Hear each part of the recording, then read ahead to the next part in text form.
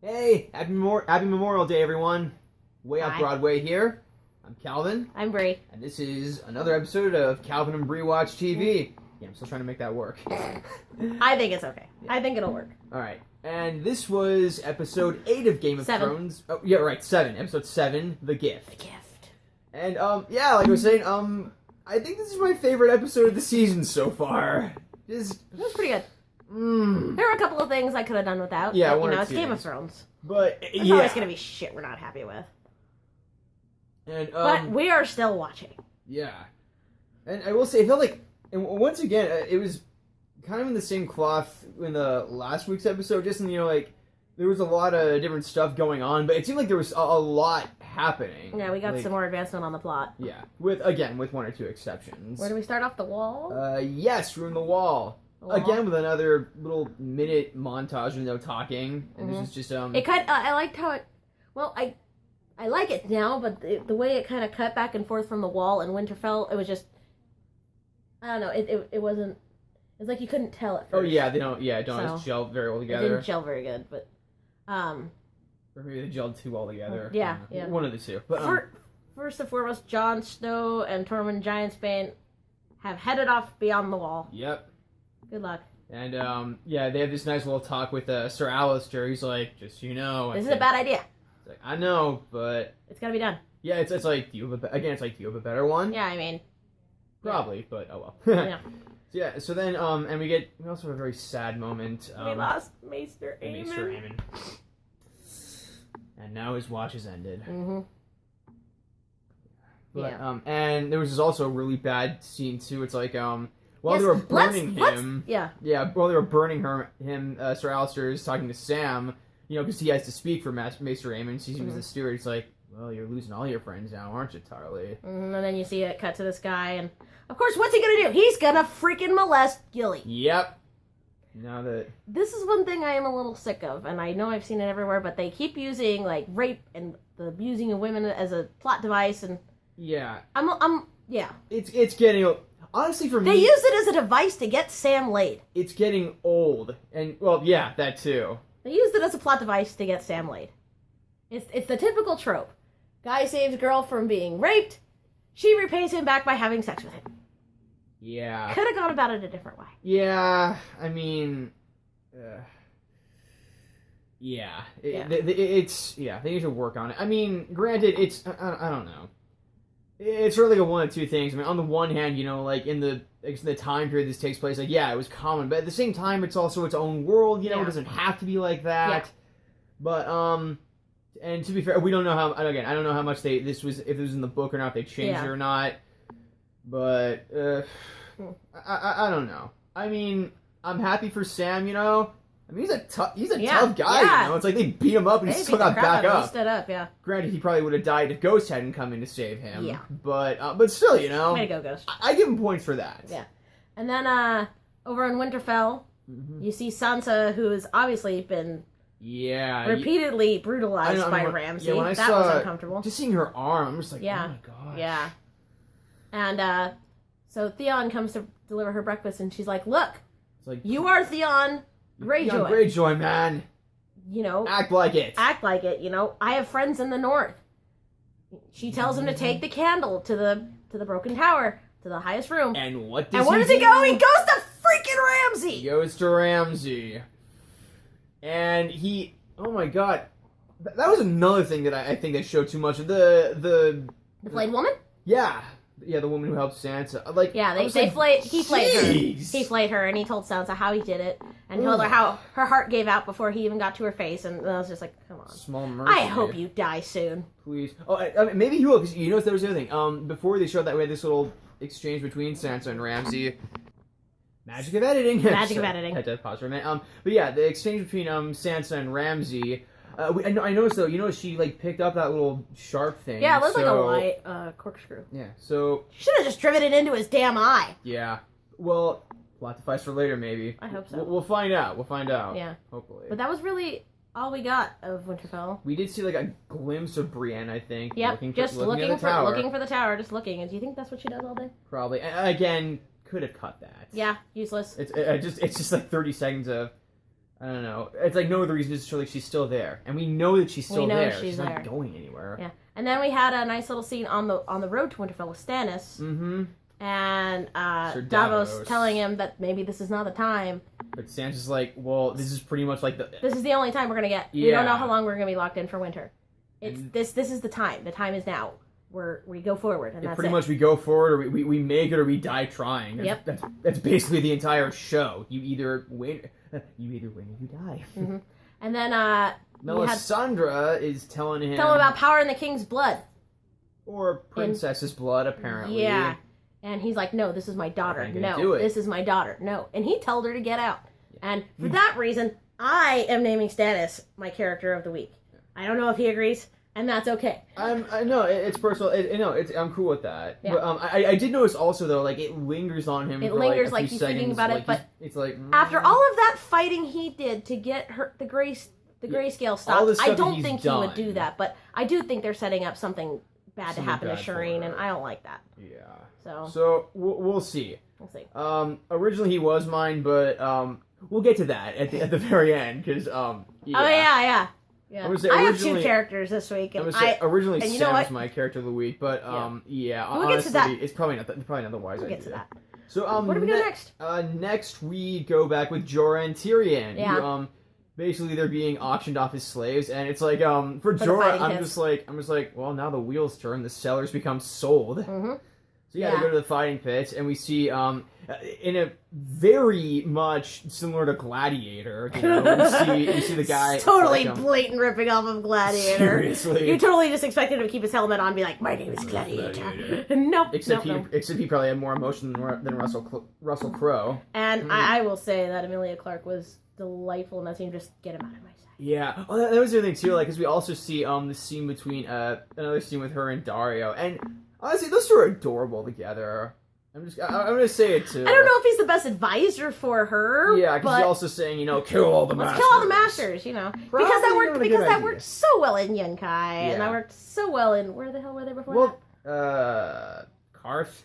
No, not Karth. After that, where they got the Unsullied. Oh, no, they got them in yet. Oh no, you're right. Astapor. Yeah, that's right. Astapor and Yunkai. Yeah, because it worked. Kill the masters. It worked so well, and then when she moved on, what happened? Yeah. Well, to be fair, I mean, it's because she moved on. Yeah, but she's still planning on taking over Westeros one day, isn't she? We'll see. And then... Anyways, yeah, it's like, we see Jorah, he manages to stop everyone, he lifts his helmet, it's like, yeah, get him out of my sight. And it's like, wait, I got a gift for you! And... The title of the episode, and it's like, my name's Tyrion Lannister. I'm the gift! And that was the other thing, too, like, we see, all the fires they go out, and Tyrion, the poor guy, he's, like, trying to run, but he's still chained there. And then this mysterious man... I swear he looked familiar. Yeah. Tell us who it is, people. Tell us what he's been in. I don't know. But the guy who cuts Tyrion free to go run out. Yeah, he lets him go. And it's like, yep, I'm the gift. My name's Tyrion Lannister. By the way, Lannister, hi. So again, we'll see where it goes. We'll see. That was the other thing. I remember it was like very similar to the first episode of season 3 where we find him. It's like, my name's Barristan Selmy. Honestly, that was... Allow me to join your queen. I honestly thought it was going to end right there, kind of like that. Well, I'm glad it didn't. Yeah. And then we had a totally useless scene. Yeah, in Dorne. Well, seriously, the little... What did you do to Dorne, you guys? Seriously. And so we had Jamie talking to Marcella. in a night. It wasn't in a cell like Bronn was. Mm-hmm. And he's like, well, Prince Doran hopes this satisfies you. And Marcella's like, well, yeah. And she's like, well... And Jamie's like, well, we need to get out of here. And it's like, no. She's like, no, I'm going to marry Trystane. I love him, and I'm going to marry him. And it's like, what do you know about me? I haven't seen you in years. He's like, I don't know you. You don't know me. And she leaves. Good for her. Good point, yeah. And then we get a scene with Bronn in the cell. Getting to hear him sing again. Which was glorious, because Jerome Flynn should sing all the time. God can sing. He's beautiful. But anyways, and then we see him with the sand snakes. The sand snakes are in the cell on the other side, and Obara is... No, it wasn't Obara. No, it was, Tyene. Probably. What? The younger one with the short hair. Yeah, the one with the short... The one with the butch cut. Yeah. And she's like, well, who's the most beautiful woman you've ever seen? And he's like, I don't know. Blah, blah, blah, blah, I don't care. And then he starts getting weaker. Like, it's like... By the way, I poisoned my dagger. Haha. I got the antidote. Who's the most beautiful woman in Dorne? Or who's the most beautiful woman you are? And so she gives him the antidote. And then it just cuts off. What was the point of that scene, I mean, unless there was, like, something to accelerate the poison, at least then there would have been something. But, yeah... And this is my thing too. What did they do to Dorne? This is like the one thing that I think everyone was looking forward to this season. And the only part I liked is Ariel Hota. Yeah. And the, I guess the thing with Marcella and Tristan, that's cute, but again, what's it leading up to? What was the point of all of this? I know, I mean, I've looked at, I know in the books, like, half this stuff didn't even happen. I haven't even read the books, I admit, I go on IMDb a lot, I look. But, well, yeah, but my point still stands. What are they doing with all this? I'm not getting it.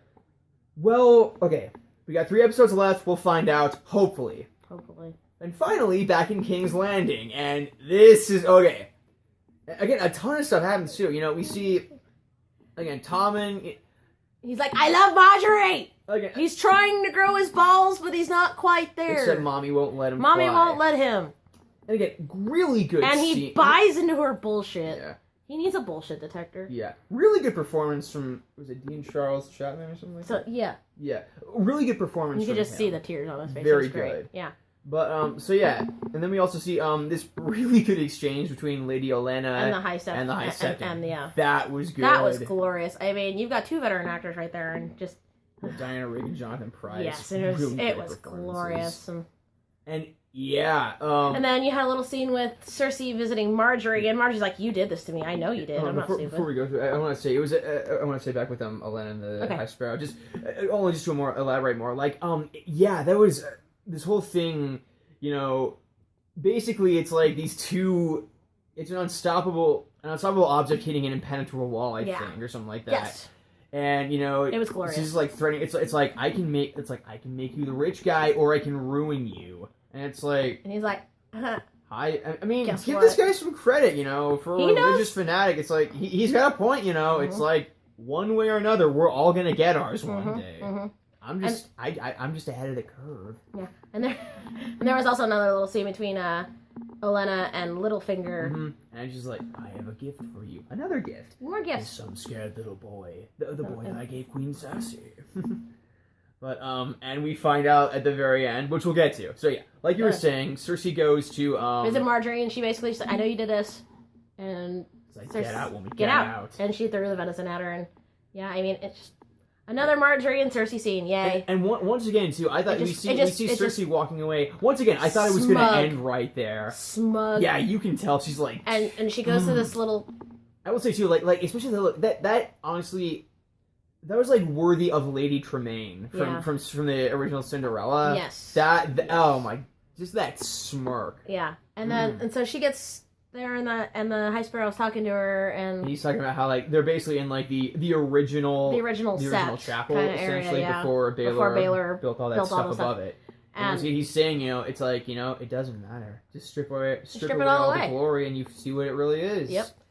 And we had a man come to us a while ago, and it was so heavy on him, and we started to strip all of his burdens away. And he found spreading good stuff about you, Cersei. Yeah. And then Lancel Lannister comes out. Freaking Lannister. Cersei's gonna get hers. And, you know, we have a scepter. She drags her off and throws her in a cell, and she's like, look at my face. It's gonna be the last thing you see before you die. Yeah, girl, bye, Felicia. And that's where we ended. Yes. It was... And just for that, I am naming both the High Sparrow and Lancel characters of the week. Lancel, well, he didn't even say anything. That's the point, though. I mean, you know, it's just because he did all this stuff. He came through. Yeah. Lancel, you came through, man. Good job. So, and yeah, and the High Sparrow just it was great. Enacted it. What a good episode. Totally cool as a cucumber. Yes, it was glorious. So yeah, like I said, right now, this is my favorite. I liked it. I'm a little wary, though, just because I remember episode 7 of last season, and then what happened, the episode after. Well, we'll find out. Yeah, we'll find out. I'm excited too. It's gonna be my birthday next week, so. It's Cal's birthday. Yeah. I've got presents for him. All right. More than what he thinks. Oh boy. Anyways, so yeah, really good episode. Really well paced, I think. Again, could have cut out a few things, but other than that, yeah, this is a really good one. I liked it. It was good. Yeah. Yeah. All right. I'm Calvin. I'm Brie. This is Calvin and Brie Watch TV with Way Off Broadway. If you like it, comment, subscribe, share it. Have a happy Memorial Day and a safe one, and we'll see you next week. Bye. Take care.